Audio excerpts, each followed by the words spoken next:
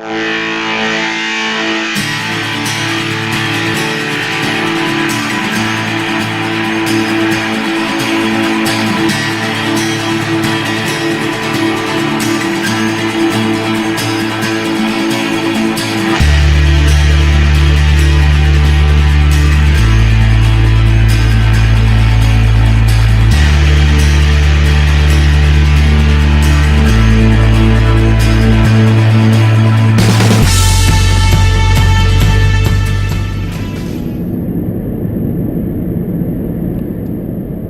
there and welcome back to the channel. I hope you're all well. So this is film take 2. As I mentioned in my film from yesterday, it was a bit disastrous due to my van issues with the power steering. So today's film is all about where I'm from, how I got into cycling, and a tribute to the late Elliot Campbell, who was one of my best friends, who ultimately got me into the competitive side of cycling.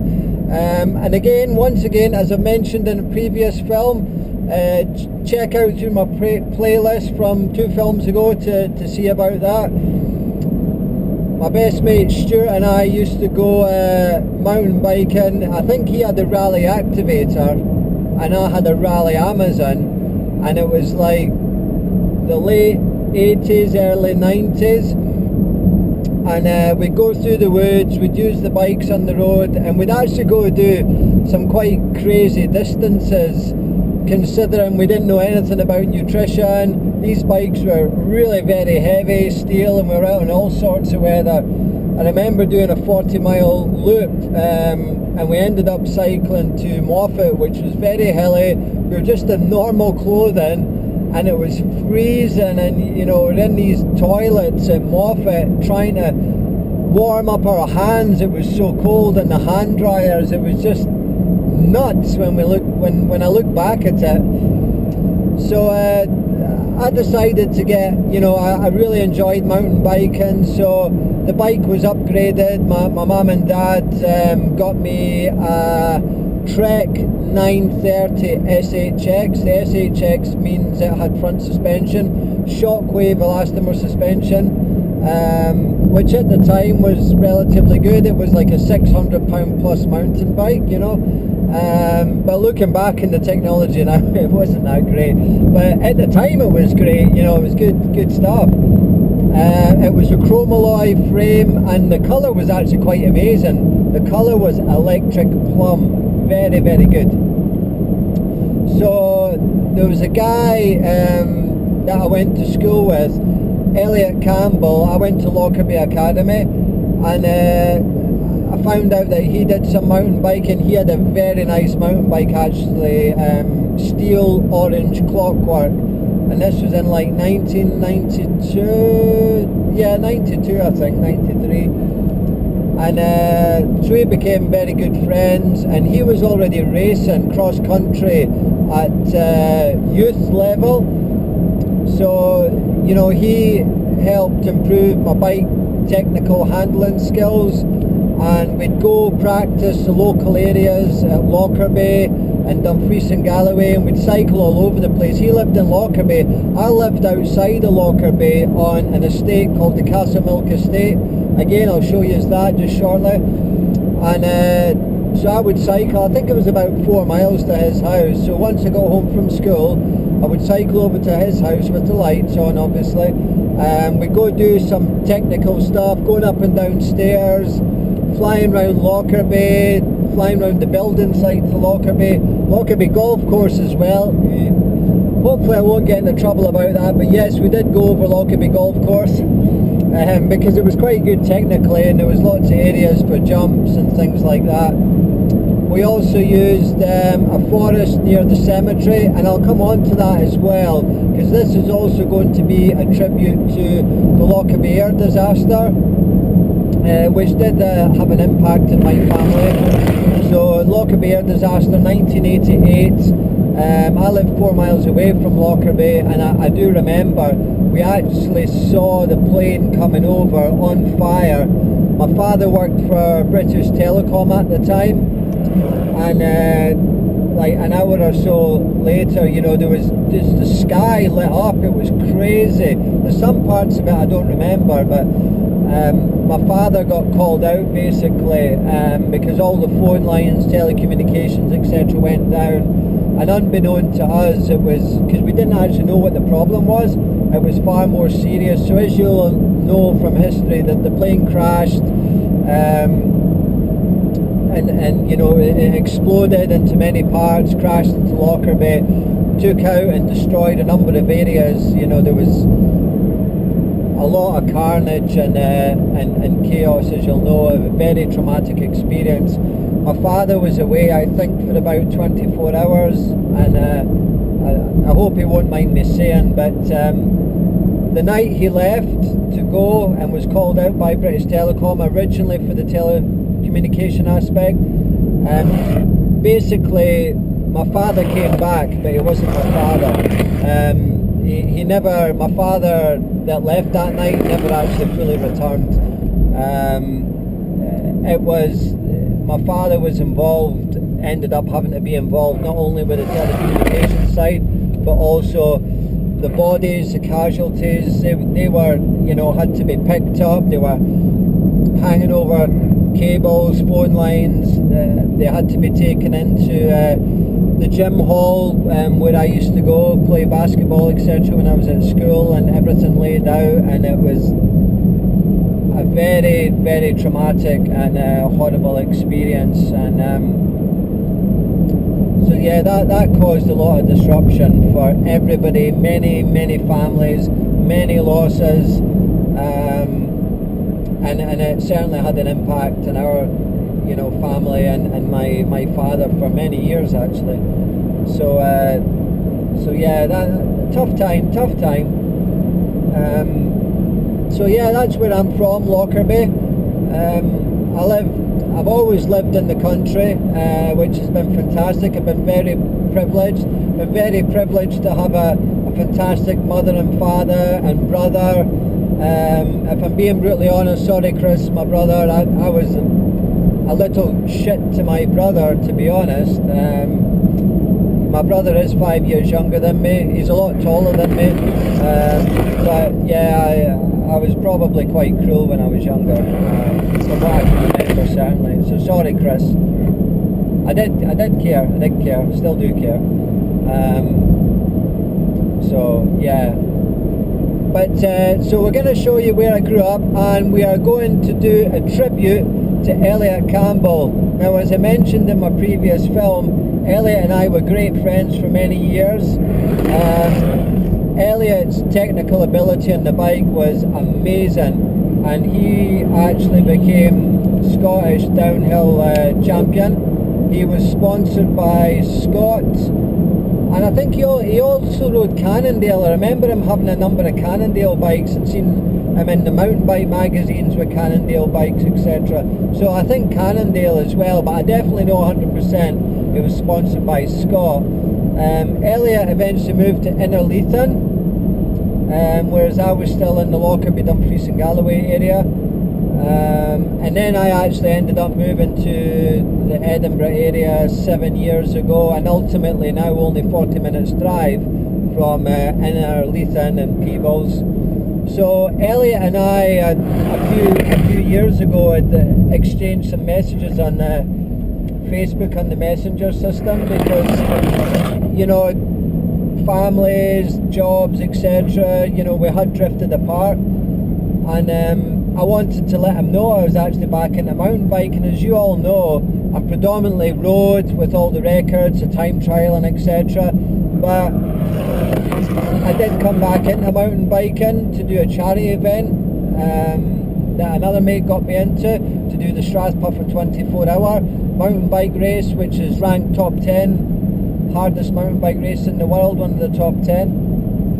And you know, because of my endurance, I'm like, yeah, I'll have a crack at that. So purchased a mountain bike, a very good mountain bike, which is in the back here, Giant Trans 27.5. awesome. Giant bikes are the best, in my opinion. And I did that event. So Loved it, absolutely loved it. So I only ride the mountain bike a handful of times a year, and it's only to get the technical ability. All the endurance comes from the road cycling. So I contacted Elliot, we'd exchanged a couple of messages, and then I went to get in touch with him again, and get added into Facebook and that, only to discover that he'd passed away. So on the 30th of September 2015 he passed away in his sleep. You know, I don't know the full technical details. I believe he just passed away and that was it. So that was a complete shock, tragic loss, you know, for his family, everything. You know, we grew up together, and I just can't believe it. You know, we were a similar age. Elliot was slightly younger than me. So yeah, it just goes to show, you know, I've spoken about my heart condition, but I'm very lucky, I'm still here. And yeah, I'm probably a bit stupid doing all these activities, and I'll be honest, there are some people that would play having the condition that I have.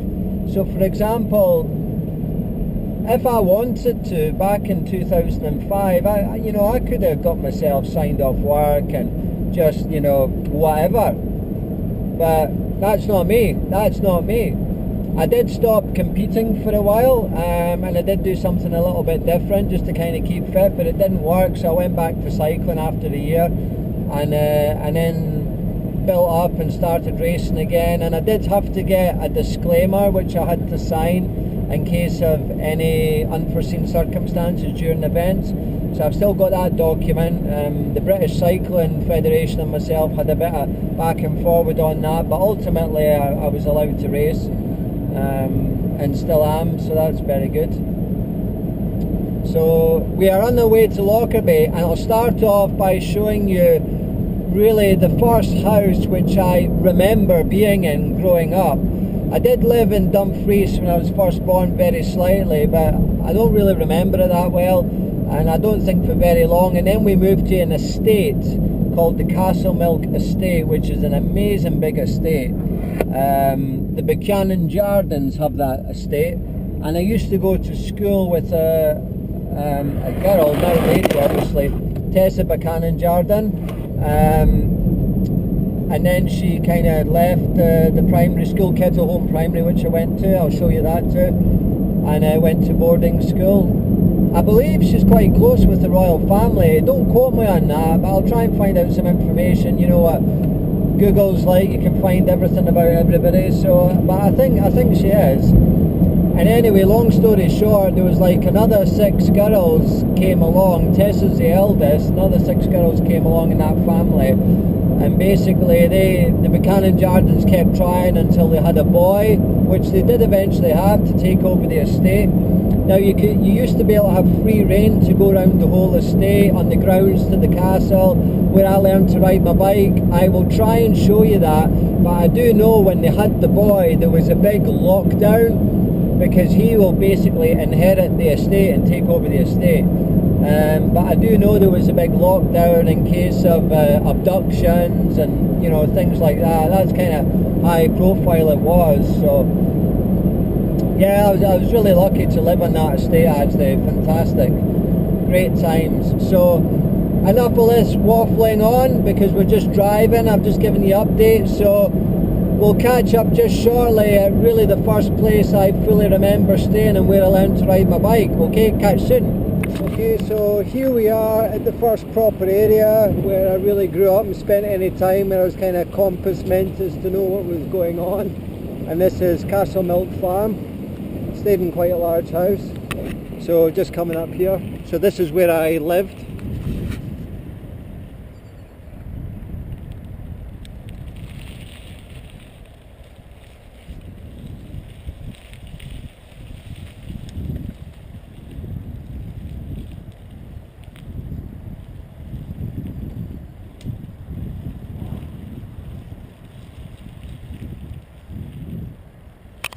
So this house was actually split into flats, and myself, my mum, dad and my brother, when he was born, lived in top flat. This is the farm. quite a bit different. So they used to keep all the silage in here, and I used to absolutely love it, because when they were silaging I would come up here and watch and sit in the tractors. So hopefully we won't get into trouble here, because there's obviously other people living here. I'll just show you the garden.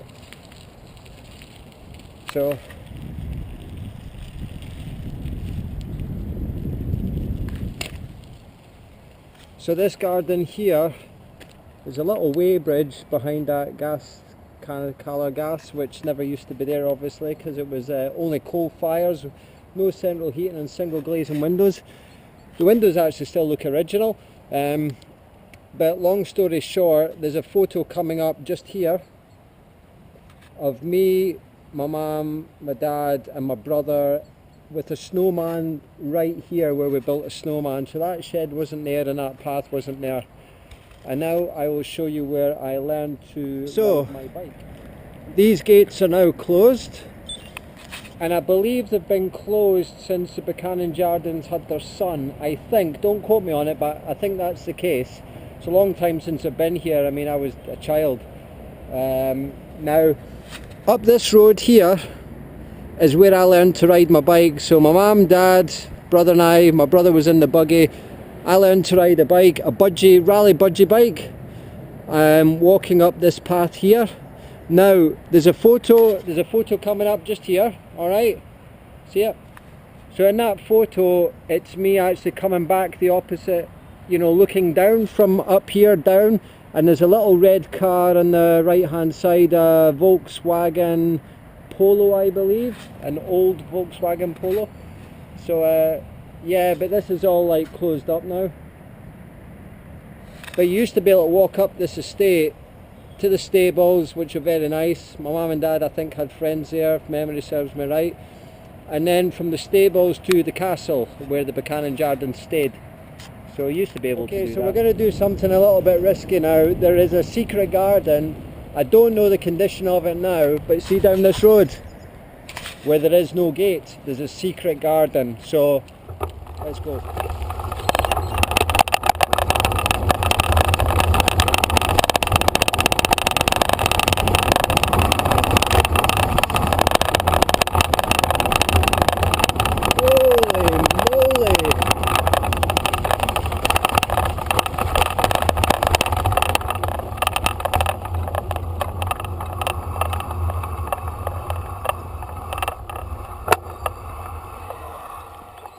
Okay, so yeah, quite a bit different. So this house here, the laundry cottage.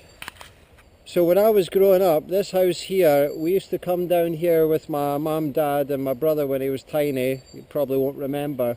But this house anyway, they would always have a fireworks display every bonfire night, and there used to be a huge bonfire in here and the fireworks kicking off.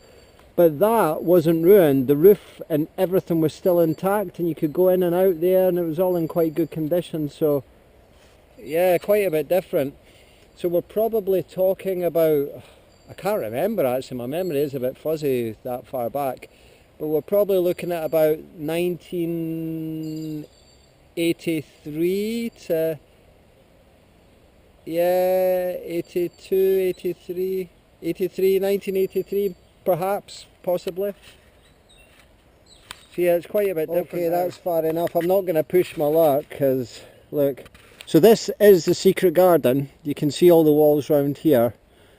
Now see over here, there was massive greenhouses and they spanned all the way down, and there was a little sawmill. So they've deteriorated. It only looks like there's a framework of one left, but there was about 3 or 4 of them before. And we used to go inside them and play and stuff. But actually, I used to be terrified of this area, and also terrified of the house that we stayed in. I thought it was haunted. So yeah, probably was actually.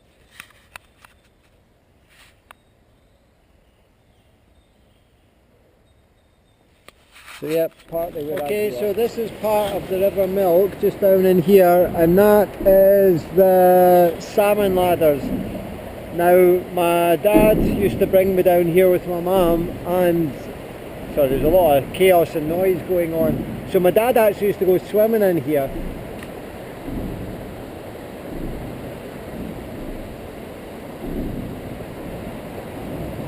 And later on, when I was a bit older and just started the academy, we'd bring tractor inner tubes down here and float down the river.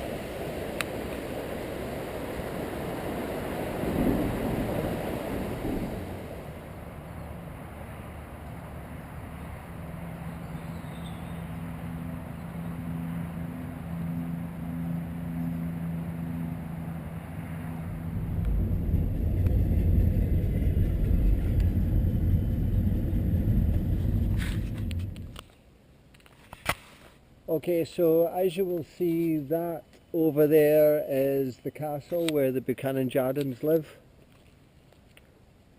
Just over there. And this is where I used to go to school here. So this is Kettleholme Primary, St Mungo. So this is the school I used to go to. Now there was like primary 1s, 2s and 3s in one class, and then primary 4, 5, 6, 7 in the other class. And that place up there, now this used to be an old church. This is very, very old, but it's kind of been refurbished. So that window up there, the headmaster, Mr Reed, used to be in. And if you were caught going down here, down this banking at all, he would be knocking at the window and telling you to get out, basically. So yep, this is the primary school where I went to primary, and then over to Lockerbie Academy. So now where I lived with my mum and dad, my mum would walk me all the way here. It was like, I don't know, 3.5, 4 mile walk. So she'd come and drop me off, walk all the way back, and then come back and pick me up from school, and we'd walk all the way back. So yeah, very good. So this is Kettleholme Village. That's the village hall where I used to have the school plays, play badminton and sports. Hang on, we've got some cars coming here. This is the River Milk.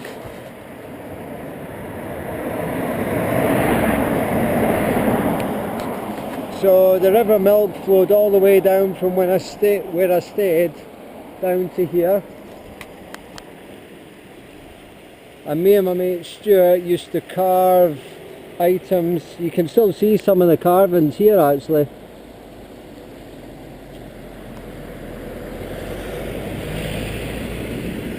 There's like a T there.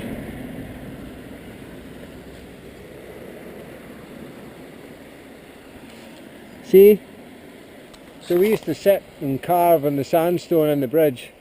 Now, my mate Stuart lived in the big house here, which you'll see, in his garden came all the way down to here, and we used to have a raft, and when the river was up we'd take the raft just from the garden down to here and pop it into the river, and then kind of float down and just muck around with the tractor inner tubes, which is very good. So Southview Hill, that was my mate's mum and dad's house where they stayed.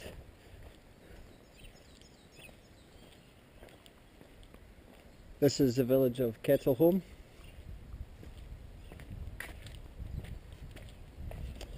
I used to muck around in here. This is quite derelict now actually. I'm quite surprised at how quick things deteriorate, because this was a lot different the last time I was here, which was a long time ago, granted. But there was a path walkway straight down to the river here. Maybe see if we can see it. And there was a lot more sheds here. So this is the bowling green, this is Kettleholme Bowling Green, and just through there is Kettleholme Tennis Courts. And in the hall here there was like Halloween parties and all sorts of shenanigans going on, as they do. Crazy farmers, young farmers. All destroyed. This used to be, last time I was here this was fully built. That's crazy.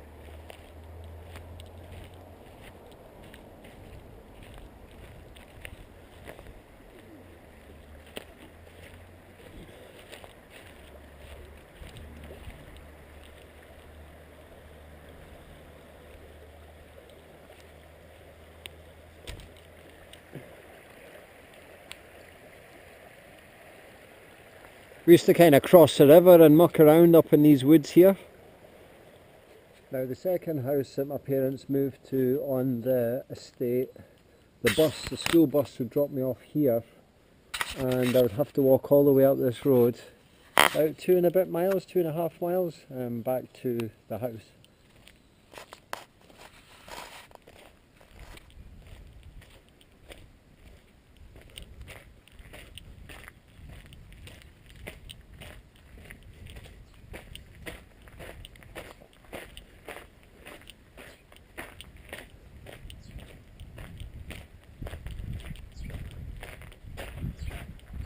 Whoa, these have grown up, so these doesn't even exist the last time I was here, or they were very tiny.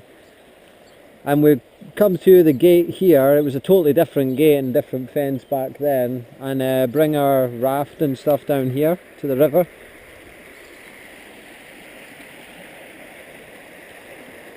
The actual layout of the river and the flow is still exactly the same actually, which is surprising.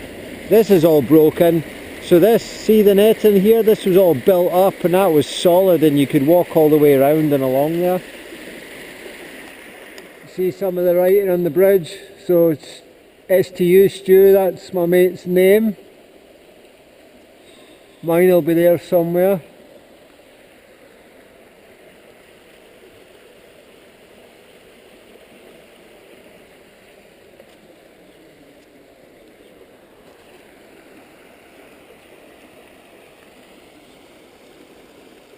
Okay, so we used to come and play here, so you can see the chain. So there used to actually be a chain coming down here, and from what I can remember it had a swing on it. And this path led round to a big football pitch. And I think there was a football team, I can't quite remember, but there was a tiny little kind of trailer that was a type of small clubhouse thing for the football team. Okay, so this is absolute chaos. This is completely and utterly different. So for a start, there was a pine forest here. And this, honestly, this was a football pitch. It was a proper level, flat football pitch. And there was a kind of large vehicle trailer with door, like the clubhouse. This was a full-on football pitch. Set a goalpost here and there. And, my God.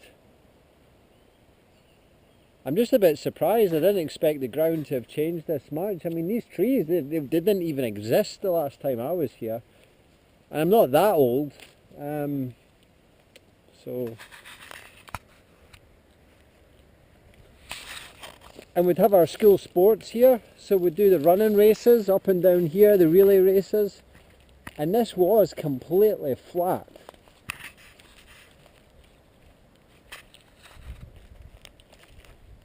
I think the goalposts were round about here somewhere. Up there is actually the kennels. So there were kennels and hounds and things that they used to, you know, that were there for the hunting when you did that kind of thing and it was allowed. And we used to go down here on the mountain bikes round the back and up the back through the ground of the kennels and onto like a little forest trail road that took you to an old abandoned house. We're not going to go there today, but yeah, it was pretty cool. This is chaos. I can't believe how different it is. It's not even flat anymore. So this would be the way I'd walk home after school. This was all grown up. There was huge trees, and this was a really dark kind of corridor coming up here.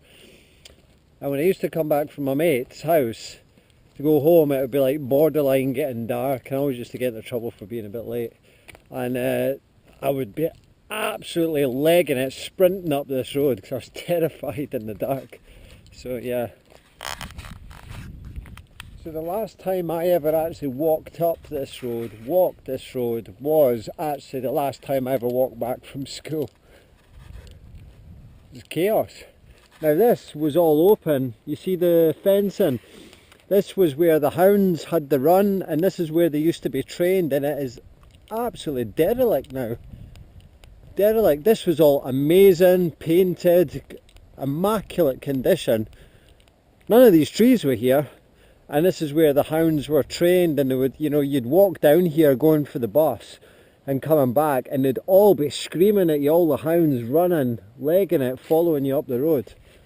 That's interesting how some things completely change and other things remain the same. So that tree branch there, I remember when it broke off many years ago, like more than 20 years ago, and it's still there. So that's quite crazy. That is pretty crazy. Whereas this is like all chaos. Look at the windows, you know. Not disrespecting the new people that are living here, because I know for a fact that the people that had this, that were the Reeds, no longer have it anymore, and they don't live here at all. I do know that. But look, you know, they need painted. There's no double glazing now. These were all immaculate and kept in very good condition. This driveway was immaculate and completely flat, and there was like borders with flowers all the way around here. This building here, this actual building, was very nice, and it was like somebody actually stayed in that building, and one of the people that worked on the grounds maintaining and looking after the hounds, which were like based over in there when they came in for the run. See, Glenholm Kennels, it still is called the Kennels, but no hounds here now. You can see the school over there, the primary school, schoolmaster's house. No longer the schoolmaster's house, I don't believe anyway, but it's just a house now. This has been here for years, which is quite crazy that that's never moved, but everything else has completely changed.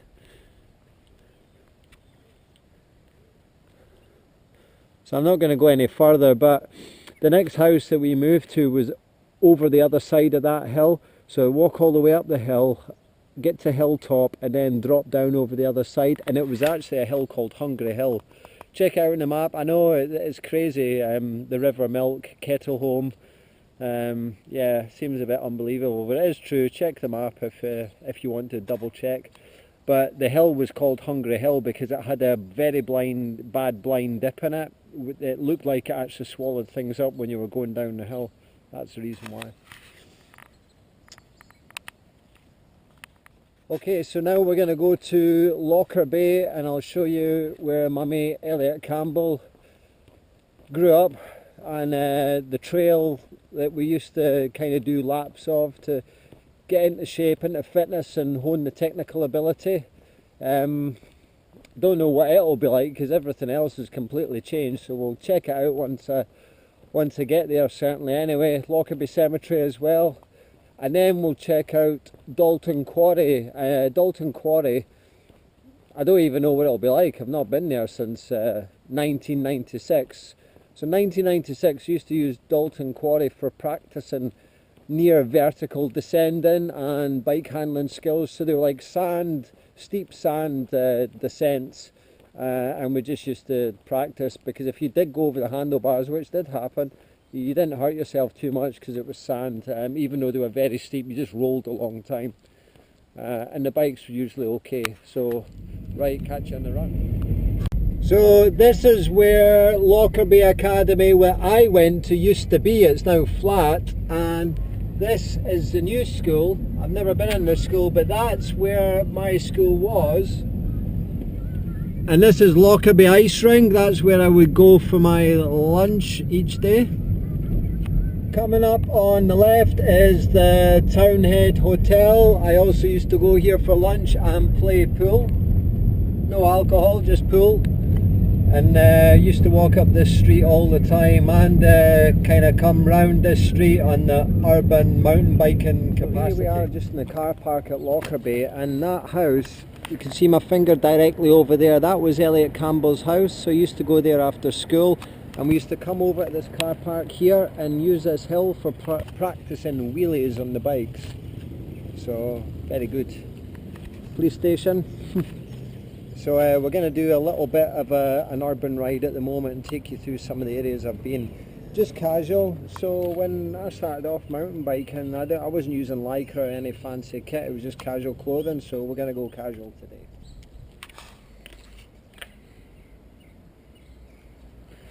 Alright, so here we are with the amazing Giant Trans 27.5. Now it is traditional for mountain bikers to have a mountain bike worth more than their car. Now this is a Hyundai i30 2013 model, had it for 3 years. It's our kind of go-to work car. I'll do a separate review on this car because it is very good value for money and very good reasonably priced car. We've put 65,000 miles on it, not an issue, very reliable. But long story short, if you were to have the carbon fibre equivalent of the Giant Trans 27.5 frame, wheel set and with XTR group set, it would actually be worth more than the car. So the car is probably worth about £4,500–5,000 currently at the moment as it sits and with the mileage. So, and the full carbon Giant Trans 27.5 fully built up with XTR and carbon wheels is about £7,000. So there we go.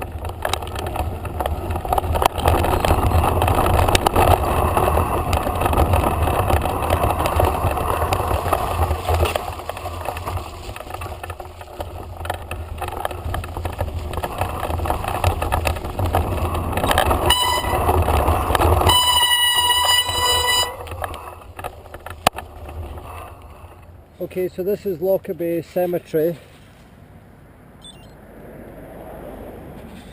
where there is a memorial. I've not been here for about 20 years now. The forest is quite overgrown compared to when I used to come down here.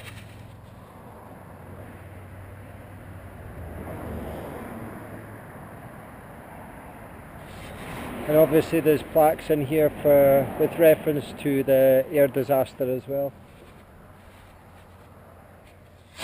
So the forest is quite overgrown. Myself and Elliot used to have trails in here, so we'll see how far we can get into the forest, but yeah, it is significantly different from 20 years ago.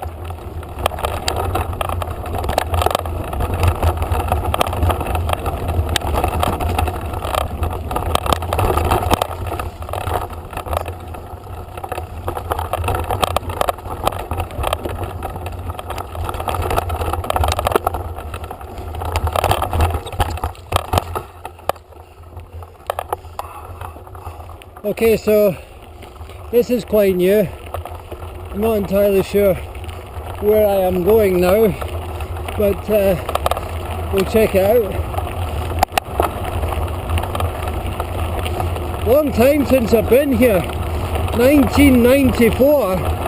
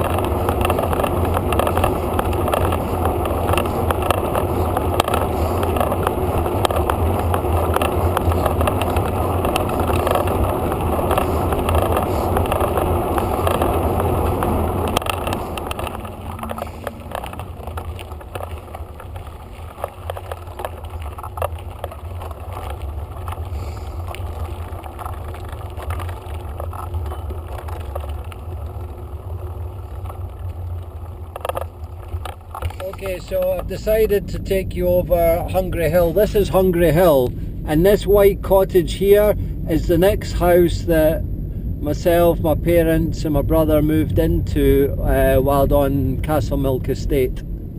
So this one facing up the way, there's two together, this one facing up the way is where we moved into. Oh, it's got an extra building on. Now this is called Hungry Hill because, as I said, it looks like it swallows up. So you think it goes straight down, but just further down here there's a mass extreme dip. I'll just speed up a bit and show you. Now you could get a serious amount of speed going down here, and I did have a go-kart, and there was some chaos on this road with a go-kart in terms of crashes. So this is where cars would get lost and you wouldn't realise you were here, and you've got this dip. So none of this you can see when coming down. Whoa, God, this road is in really bad condition.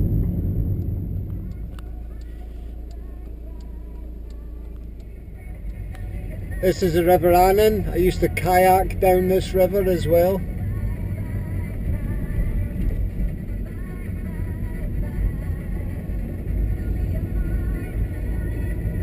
So we are now en route to Dalton Quarry after being at Lockerbie.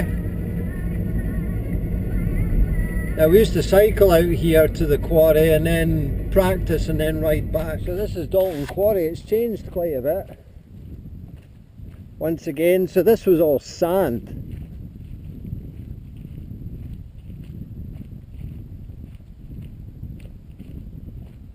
And this was where we used to practice the descending, and these trees didn't exist actually.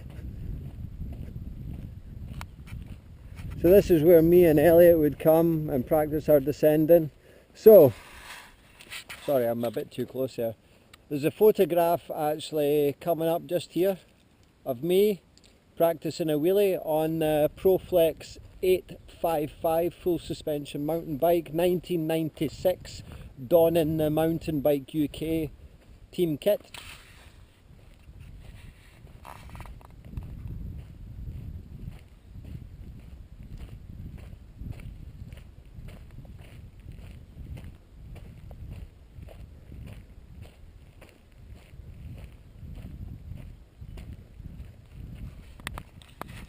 Okay, so we used to fly around here on the bikes, up round there, up to the top.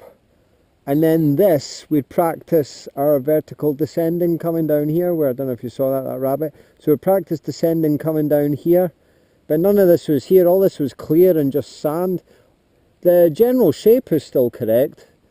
So we'd head up round there and practice down here and do jumps off there and round, but it wouldn't really be possible now with the trees, not so much. But yeah, that one was the big one. We progressed to that section and descend down there on the bikes on the ProFlex 855.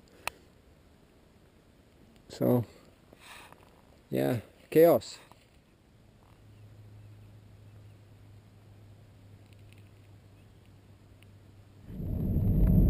Okay, so that is pretty much it, with the exception of, so, the mountain biking career. So, what happened there was I started getting sponsored.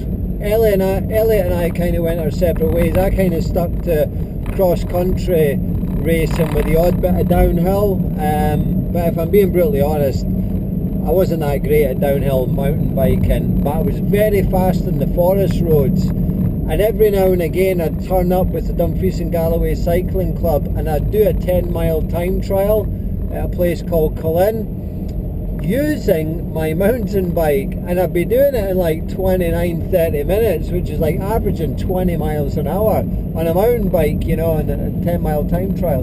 So that was actually pretty good, but I actually didn't realise just kind of how okay that kind of time was, considering I hadn't done them before on a mountain bike. There was full suspension, albeit not very good full suspension. Back in the day, full suspension was supposed to be awesome, but in actual fact it's rubbish compared to today's technology. It just didn't really work at all, or work well, and it didn't work when it was too cold, and it was just nonsense actually. Very expensive nonsense. So that bike you saw, the ProFlex 855, my last mountain bike race was, it was actually a downhill race. And I'm trying to remember where. Anyway, it's not important, but I remember what happened, and that was a very, very nasty crash, a real bad crash. It ripped my Weardale mountain bike top in the back. Now I still have that top, by the way. You might have seen me at Glentress with it on, but it's got a massive rip in the back where a rock cut into my back, just missing my spine. I cracked the swing arm on the Proflex. The Proflex was destroyed, it was minced. And also I sliced open the side of my right kneecap as well. That was very painful. When I say sliced open, it was cut open very badly and it got really badly infected. So that wasn't very good. And at that point I was just like, I need a break. This is just ridiculous. I need a break. So my mum actually got me a Raleigh 3000R road bike, which was a steel road bike with Shimano 300 GX group set. It's crazy how you can remember these things. And I like just started doing the odd thing on the road, but I was like, ultimately I need a break. I just need some downtime. I actually just wanted to like have a break from sport in general. You know, at this point I was like 18, 19 years old. You know, I didn't go out, I wasn't crazy, I wasn't drinking on the streets or anything like that. I didn't even drink any alcohol. It was all just about training, dedication, wanting to be really good.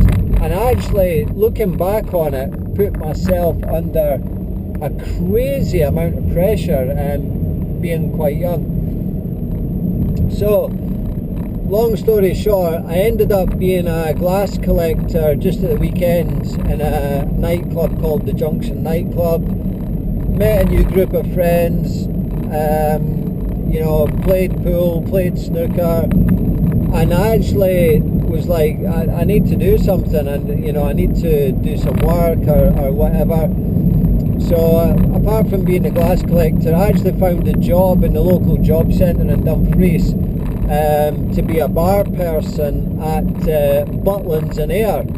So I applied for that and I got the job. I ended up being a full-time glass collector in Butlins in Ayrshire in 1998, and I did a full 8-month season. Oh my god, that season was absolutely chaos. Oh my goodness. There's no way to describe it. I became an absolute animal for 8 months. So I did start drinking, but you know, I was careful. I wasn't like drinking. I enjoyed myself, you know, and really enjoyed myself. So those of you that are on my Facebook that are connected to me with working at Butlins, you know what we're talking about, yeah? So you know, I started drinking, I was bloody dyeing my hair, I got nicknamed Tiger Tim, and it was just absolute chaos. That 8 months was just a phenomenal 8 months, and you know what, it was well needed downtime from going away being very humble and focus to just doing whatever I wanted, whenever I wanted to. It was absolutely nuts, you know. It was just fun after fun, adventure fun after adventure fun. I'm not going to go into too much detail on the fun aspects, but you know, nothing too dodgy or too crazy, but I'm sure if you use your imaginations, then, you know, just let them run wild and it'll probably be quite accurate, to be honest. So I went over to Ireland for a brief period of time as well while working at Butlins, came back. I actually left Butlins and then was like, I want to go back. I left for 2 weeks and then ended up phoning back, and I went back again, back into the same job. And then one morning, I think after about 8 months of being in the season, I'd been out and I'd been absolutely stupid and ridiculous and made a total arse of myself. And I've been drinking this stuff, we nicknamed it Diesel, which was lager, cider and black currant, and I was so ill. I do quite remember it quite well, like a film almost.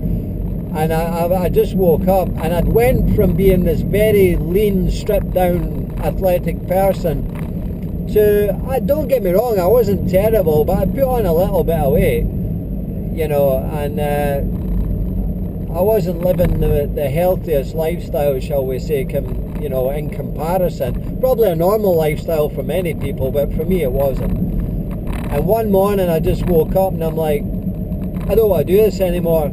I've had my fun, I've had my time out, and I literally packed up all my stuff, didn't really tell anybody, jumped on a bus and went away. And I bumped into a guy who had taken quite an interest in my cycling activities when I was doing them at the time, and the local time trials I was doing on my mountain bike, called Bill Love. And I spoke to him and I said, look, I actually want to start riding on the road bike, and I want to get fit. So I wasn't working. I deliberately chose not to work. I was in the kind of position where I didn't really need to at that point in time, so I didn't. So Bill was retired, so Bill and I would meet up. You know, I would like cycle through to Dumfries, which was like 16 miles, and then Bill and I would go do 40 or 50 miles on the bike, just to like 13-14 miles an hour spinning, and then I would cycle back. And I did that like nearly every day or every other day for like months, and I became super fit just by doing that. Started doing time trials on this steel rally bike, but upgraded the wheels, and started doing really well. And then I ended up getting a time trial bike, and you know, progressing, and then I started cycling for a team, Border City Wheels at Carlisle, and it just snowballed from there. And up until 2005, where I got diagnosed with a heart problem. But at that time I was working for a company as well who had a big interest in my cycling activities, and I worked for the company part-time. They were Unique Prepared Foods, and they had a seafood company. So I ended up going full-time with them, and then still racing to a relatively good level, winning the occasional time trial. So that was pretty good. So very happy with that. But long story short, when I was growing up in the mountain bike scene, and Elliot and I were kind of racing and that, our inspirations were John Tomac and Jason McRoy. So I know this is quite a long film, but coming up now, and YouTube, please don't copyright me on this. I just want to demonstrate how awesome these people were. So Jason McRoy unfortunately was killed in a motorbike crash back in the 90s. John Tomac, retired, still going strong, has his own company, etc. with bikes. So here we go, check out some film footage of John Tomac and Jason McRoy at the best of their abilities. They're absolutely phenomenal cyclists. So check them out now. Cheers.